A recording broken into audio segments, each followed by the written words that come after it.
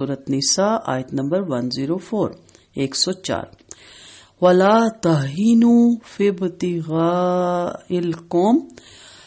إِن تَكُونُوا تَعْلَمُونَ فَإِنَّهُمْ يَعْلَمُونَ كَمَا تَعْلَمُونَ وَتَرْجُونَ مِنَ اللَّهِ مَا لَا يَرْجُونَ وَكَانَ اللَّهُ عَلِيمًا حَكِيمًا۔ یہ آیت اس آیت سے ملتی جلتی ہے۔ سورۃ آل عمران میں ہم نے 140 میں پڑھا اَن یمسسکم کرح فقد مس القوم کرح مثلہ، اگر تمہیں کوئی زخم پہنچے تو یقیناً ان لوگوں کو بھی ایسے ہی زخم پہنچا ہے۔ قرطبی نے جنگ احد میں زخم کھانے کے باوجود کفار کا پیچھا کرنے کو اس آیت کی شان نزول بتایا،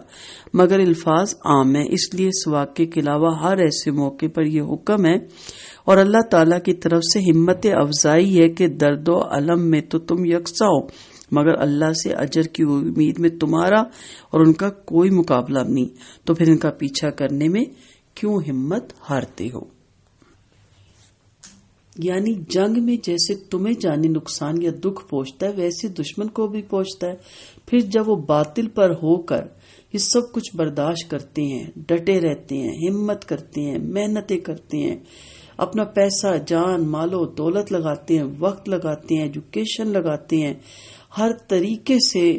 اپنے کفر کو پھیلانے میں، اپنے باطل کو پھیلانے میں سر جوڑی رکھتے ہیں، اور یہی وجہ ہے کہ آج کے دور میں کفر اور باطل اتنا تیزی سے پھیل رہا ہے۔ تو تم پھر حق پہ ہو کر کیوں نہیں برداشت کرو گے؟ اب ہے کیا ہمارا؟ ہم حق پہ ہیں، بس لیٹے ہوئے ہیں اور صرف بیٹھے باتیں کر رہے ہیں، کوئی خبر آئی اس پہ ڈسکس کیا، کرٹیسائز کیا اور آگے بڑھ گئے۔ کچھ کیا ہم نے مالی طور پہ، جسمانی طور پہ، مینٹلی طور پہ، ریٹن کے طور پہ، کسی طور پہ ہم نے کیا؟ ہم اٹھے؟ ہم تو کرنے والوں کی بھی ٹانگیں کھینچتے ہیں۔ بہرحال تم میں سے کوئی شہید ہو جائے گا یا زندہ سلامت گھر آ جائے گا، دونوں صورتوں میں تم اللہ سے اجر و ثواب کی توقع رکھتے ہو جو ان کو مطلق نہیں ہوتی، پھر تم آخر ان کا پیچھا کر کے ان کا کلا قیمہ کیوں نہ کرو؟ اس معاملے میں ہرگز کمزوری یا سستی کا مظاہرہ نہیں کرنا چاہیے۔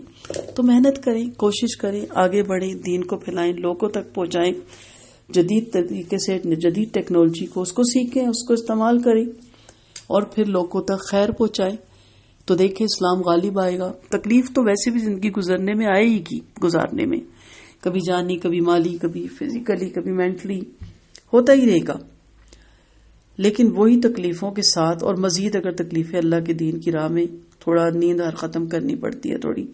آرام کو ایک طرف رکھنا پڑتا ہے، تھوڑا باہر نکلنا پڑتا ہے، تھوڑا ہٹ کے جو بظاہر سامنے اس کا کوئی بینیفٹ نظر نہیں آتا وہ وقت اللہ کی راہ میں لگانا پڑتا ہے، لیکن اس کا اجر و ثواب کتنا ہے؟ اگر آپ کو پہلے میری ایک کلاس یاد ہو تو میں نے اس میں بتایا تھا کہ ایسا شخص تو حدیث کے مفہوم کے مطابق اگر بستر پہ بھی مرتا ہے تو شہادت اس کو ملتی ہے۔ کوئی ایسا شخص جو دین کی اشاعت میں، فی سبیل اللہ، اس کی تبلیغ میں کچھ نہ کچھ کرتا رہتا ہے، تو کچھ کریں۔ توپے تو ہم نے چلانی کو نہیں، تیر تو ہم نے مارنے کو نہیں کسی کو، لیکن کم سے کم ہمیں اتنا تو ہونا چاہیے نا کہ ہم آنے والی نسلوں کو صحیح عقیدے کے ساتھ قرآن و سنت کے مطابق زندگیاں گزارنے کا طریقہ بتا جائیں،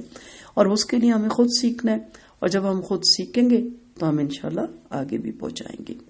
وآخر دعوانا ان الحمد للہ رب العالمین۔